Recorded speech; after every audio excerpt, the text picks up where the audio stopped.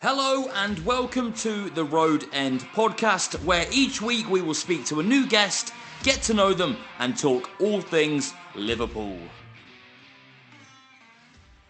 Hi everyone, welcome to the Road End podcast. I'm pleased to say today I'm joined by the lads from The Cheap Thrills.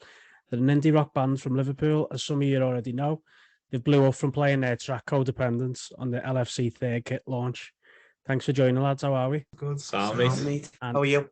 Yeah, good. How's things in terms of, is everything settling down or is it still chaos? Yeah, it's the first few days of chaos. It's sort of the dust to settle a little bit now, but it's still nice to do things like this.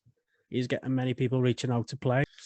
It's more not to play, but it's more to do things like this because people who ask us to play go through the agent we've got, and we just get stuff on Instagram, interviews and like appearances. That, but we're happy doing it. Yeah. A few like mad requests, haven't they? Louis got requested to play a wedding or something. And some fella wants Codependance acoustic played at his wedding in Spabs next year or something. So. You going? It depends. If they're paying the flights, we'll go.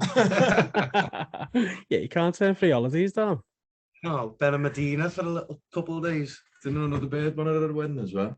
Yeah, like we had Thailand some Thailand, yeah, girl from Thailand saying, "Can we have it at the wedding? Can we have your permission?" We're like, "Yeah, just do what you want." To send us a video. I was going to say that must be mad. Did you have many messages like this beforehand with any of the other singles, or is it a case of like we've been going for time and like we've been grafting for this? When we done that with Liverpool, it kind of made everything worth it. It took off. We've seen so much, like everyone loved the track, didn't they? And it was sick to see. Just thinking about it then, it's actually mad for people to want that as a wedding song, isn't it? It's like bearing with each other type of thing.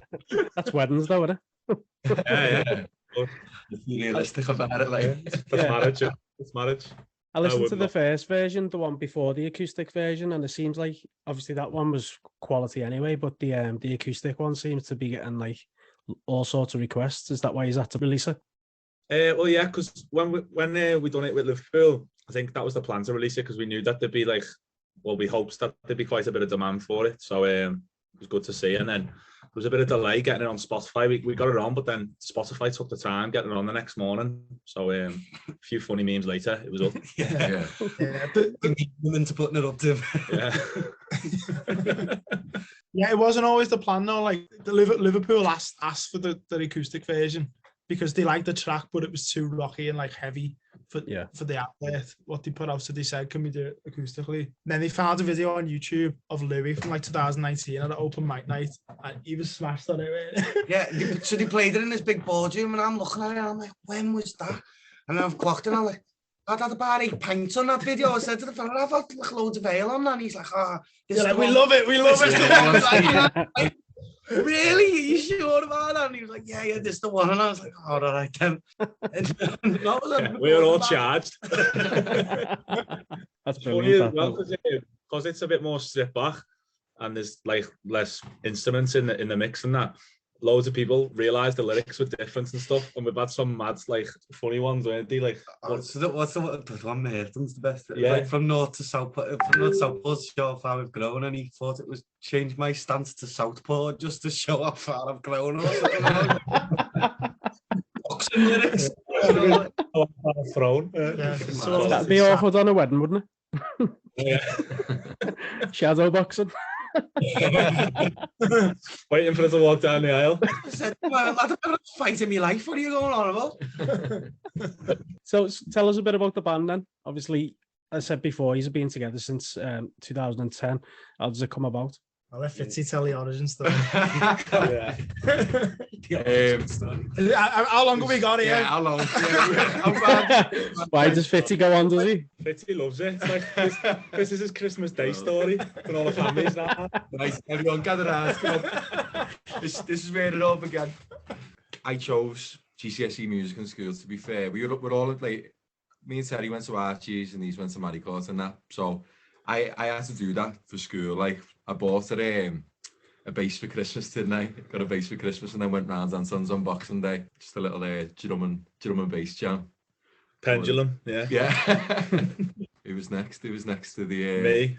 I came in about a week after you, I think. And we done a little 3-piece. I think we were playing like Arctic Monkeys instrumentals on our bill, weren't we? Yeah. And then Louis came the week after, literally.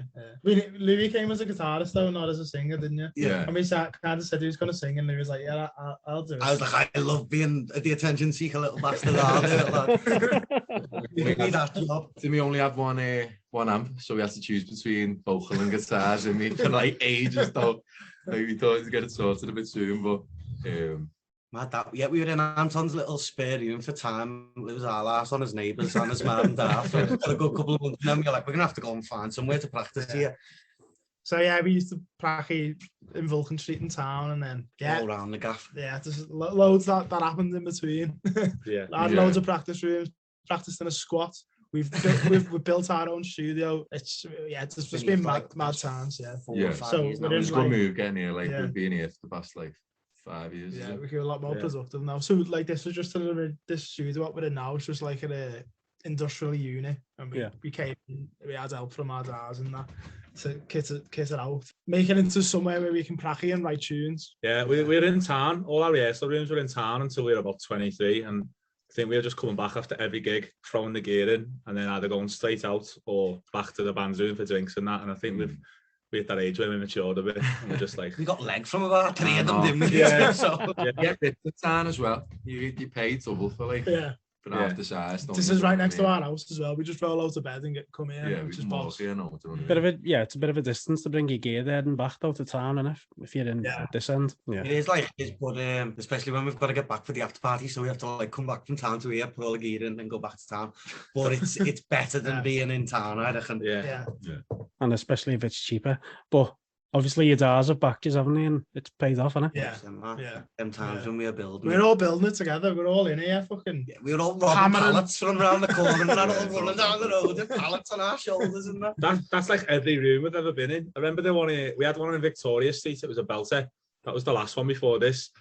And the landlord who showed us around, oh mate, it was a dump. Like it was literally like the duvet on the floor and that, and had all them false ceilings. It was about 5 foot high. And then we went in, and then we popped up our head above the false ceiling, and it was like double the size. So I was like, yeah, go ahead, Sam, we'll have it. And then he came back like the next week, and we ripped it apart, gutted it, and put the sexy lights in, and he must have been like, that little fucking gang of bastards. It was about 150 quid a month, and he walked in and was like, shit, it's a £300 room. Yeah. Now it's a 16 hotel, innit? It's a 16, That was our old practice room. So we've buried under the floorboards in case... so we can save very cheap thrills. Engraved Shankly in the walls. Probably better for you is that you've done it yourselves, though. All the hard work, the manual stuff. Yeah, that's been everything throughout the band, really. We've done ourselves. Yeah. Like all the promotion work, everything. Like Anton does the main bulk of it, to be honest, in the band. Like anything that's not performance-wise, pretty much Anton does all the legwork. So I don't think we'd be up to much or be as active without him, to be fair. Yeah. You're saying Anton's the gaffer? Anton's the gaffer with his MacBook. I've never claimed to be the gaffer. I just claim to be the person who answers the emails. That's it. Yeah. We're still waiting for a gaffer to come in. Plug it now, plug it. I am. I'm the Kenny Dalglish player manager role. I've got my shinnies on all now. So who's got any shows coming up or that, or is it a case of just getting the music out there at the minute? Got stuff booked and they're not announced yet, so we're not allowed to announce them because it pisses other people off. So, but we've got a boss gig in Glasgow in November, which will be a 6 support lot for us, and then hopefully we've got two big gigs next year as well. February, March time. That's when it should be announced. Hopefully before Christmas. Weeks. Yeah, but February, March time. Because nothing's locked in. That'll be our biggest Liverpool one to do. Like definitely. Yeah, we've got to do a Liverpool one after all this. We done Hangar 34 a few weeks ago, and that was sick. Like that was boss. But now after all this attention, it'd be even better to book another gig soon. I'm totally on board with the November one. I think I've got a feeling what it is. So yeah. I'll see you there. all the secret business, innit? I feel that dead. Can't say nothing. The worst bit is for me, I've got to get it out to people, but I'm sitting here in my head going, be sound that night now. Where do you see yourselves? Obviously, as a supporting people in November and then March. where do you see yourselves as like an act itself? Like you just want to get out there, the more support acts, the more people get knowing you and things. Where do you want to be? That's want to be doing it ourselves, don't we? Want to be selling out them venues that we're supporting in as like on our own night. Yeah. We just take it step by step. We do, Each yeah, one, we just yeah. want to try and increase it a little bit more. Do you know what I mean? Take it a step up and try and sell out everything that we're doing, especially. And do you reckon this promo with the club, do you reckon that's just took you to another level? Hopefully, yeah. Hopefully, yeah. No, I've got everything crossed for you. When we were talking after it, you can't really get much bigger than Liverpool using your track. Like, who can beat it? Like Liverpool on the 5 million players on a reel. It's like crazy, isn't it? It's insane. I can't even imagine how you feel, because I can remember I keep an eye on the new kits for me little lad, and when it come on and I put the song on, I was like, "Oh, hell, this is heavy." This, so I'm listening to it. I thought, yeah, this is the one. This, and then when I'd looked into it and seen who he's wearing, where he's from, and thought, yeah, I've got to get them on here. Talk about this.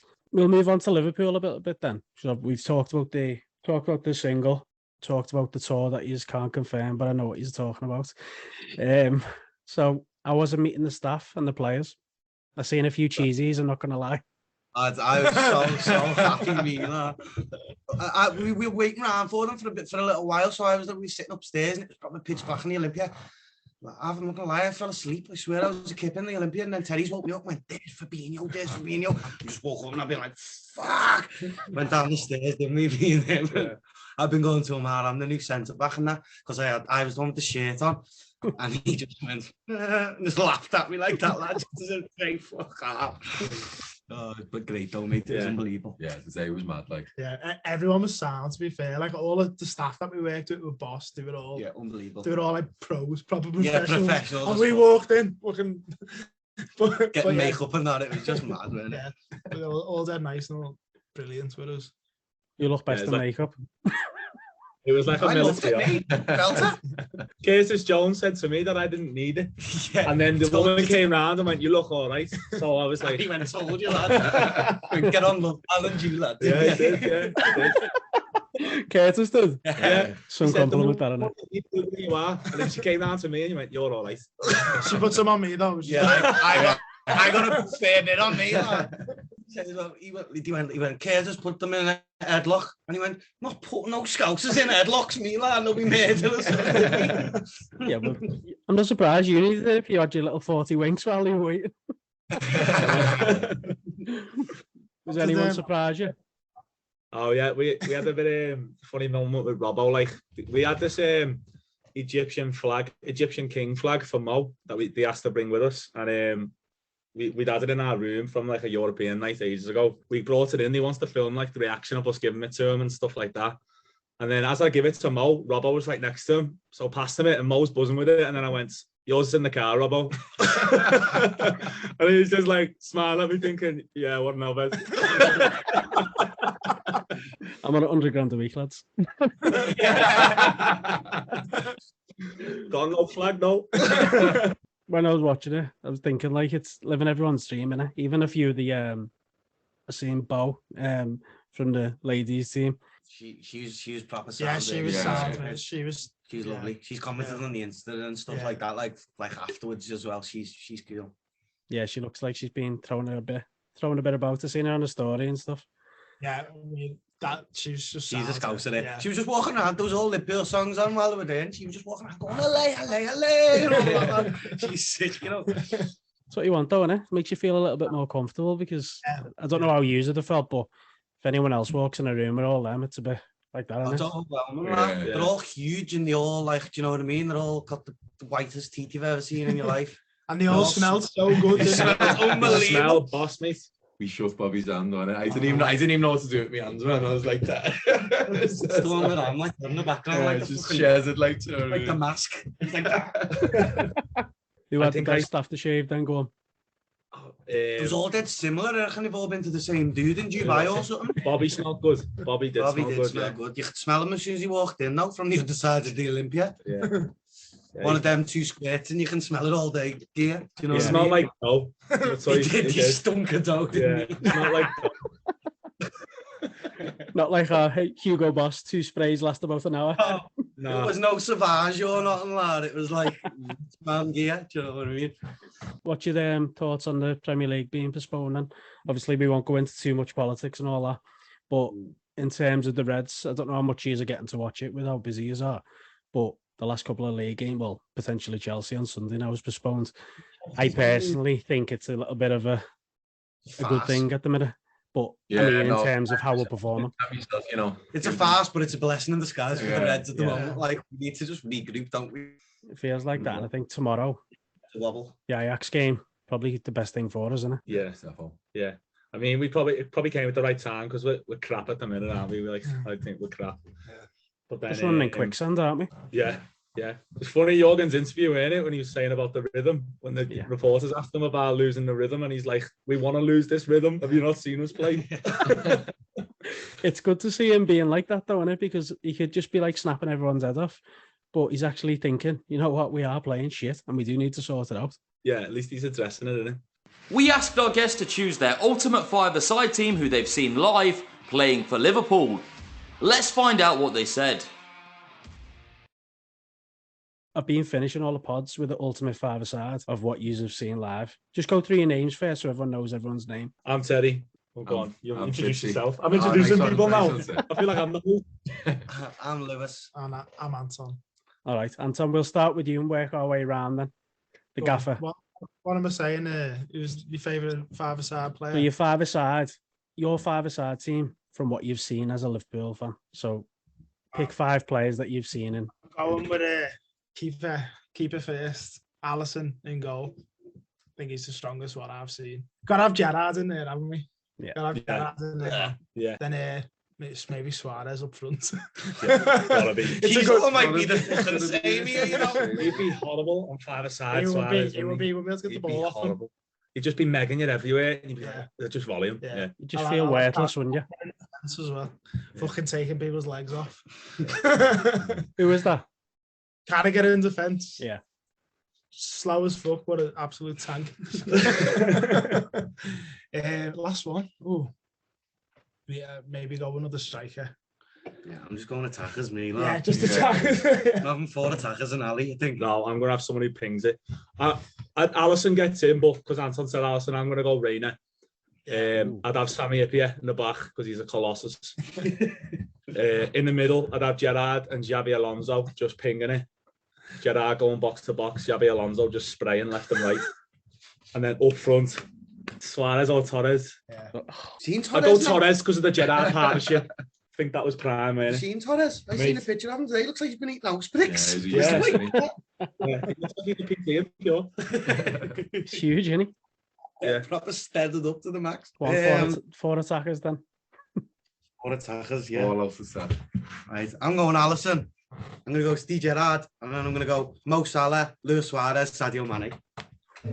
That was good, like. Yeah. That is, isn't it? Fire that. I miss you, lad. Stop it, it'll get emotional now. Been missing him the past few weeks, mate. Who did you go for? Oh, Mane. Yeah. Got no Steve defence. Yeah. Yeah, I've got Steve Gerrard just kicking full kind of people. It's only 5-a-side. Sound. Sadio will help out. Yeah, I'm going to go Alisson at the back. Gotta be, Annie. Alisson's had a fucking Easy. Yeah, It's gotta be Annie. Stevie in the middle. Easy. And then all out attack, I'm going to go with Mo, Suarez, and Torres. That's It would have been good to see them play together. Like, yeah. Who's yours? No one ever asked me this, ever. But I've gone with Alisson just because he terrifies people on one-on-ones, doesn't he? Yeah. So he just gets bigger the closer you get for some reason. I'm going Virgil just because, again, he's a wall. And then you don't have to worry about nothing at the back, do you? I'm going Salah on the right. I'm going to go Gerrard. I'm going Suarez. Nice. Nice. I've got similar They were all good, like where they got all these. It's all similar, but I think you're seeing Mo against like City, Watford, when he was just turning them inside out. Imagine that in goals, mate. Just call it a day, wouldn't you? FIFA Street. And then you got Suarez, he'd just beat your head in, wouldn't he? And then Megan, he's got no chance. Robbie Fowler could have been in with a shout, you know. That is a good shout. With Just the like left finishing. Yeah, the left peg from the left. That would have been a good one. Just thinking of anyone like a bit left field that we might have like forgot. We might have been decent. No one would have been good on goals. Yossi Benayoun. Yossi Benayoun would have been good on goals, lad. The bagman, isn't he? You can't. Some of these like that. You can't get the ball off them. Imagine Lallana Cruyff turning you every time you went near him. Here's one for you. Who's your worst 5 and 10 team? Who's your absolute stinkers? Well, I'm trying to get people on the pod, so I have to be quiet. Balotelli's got to be in there, hasn't he? He's getting sin-binned and goals in. He'll be on for a minute, get booted off. Yeah. Imagine him in goals. He'd just kick shit out of you, wouldn't he? Stand there, staring at you. Why always me? Yeah. Imagine that in 5-a-side. I play on a Wednesday, and there's a lad who he doesn't score often, like, but when he does, he runs to the corner and dabs. Where's this? In off Southport Road. It used to be the old Brittle Dome. It's activity for all now. It's called. I'm going to send a hit, man. 6:45. Can't be dabbing in goal in 5-a-side. Can't be dabbing in general. It's a valid rule for life. Right. I'll end it there. I've gone through pretty much everything I wanted to do. It just flows, and that's what I want it to be. I don't want it to be like where I'm sitting here all structured and boring news, and no one's having a laugh, because there's absolutely no point in me doing it. But I just want to wish you the best of luck with everything. Thanks. Because I appreciate it. Thank you. By the sounds of it, you're going to smash it. I'd definitely say that the acoustic version or the normal version of the Codependance song is unreal, so everyone needs to give it a listen. And then I'm sure I'll see you in November in a certain place. What day are you going? There's 2 dates. Saturday. Okay. We're on the midweek one, aren't we? I think so. Yeah. Are we on a different thing? Yeah, maybe so. No, what are you on about? All right, I'm thinking. And cut. I'm sorry, I can't tell you who this is going to be, so you'll just have to find out by following the lads. Yeah. Right then, we'll see you later. I cut that. Right, God bless. I'm just saying this fucking thing off, Fitzy. It's crackling. But yeah, it's nice to see you, boys, and good luck with everything. See you later. Bye. See you later. Thanks to everyone for listening to today's episode. Don't forget to follow our social media, twitter.com/theroadendpod, and also our Instagram page, instagram.com/theroadendpod.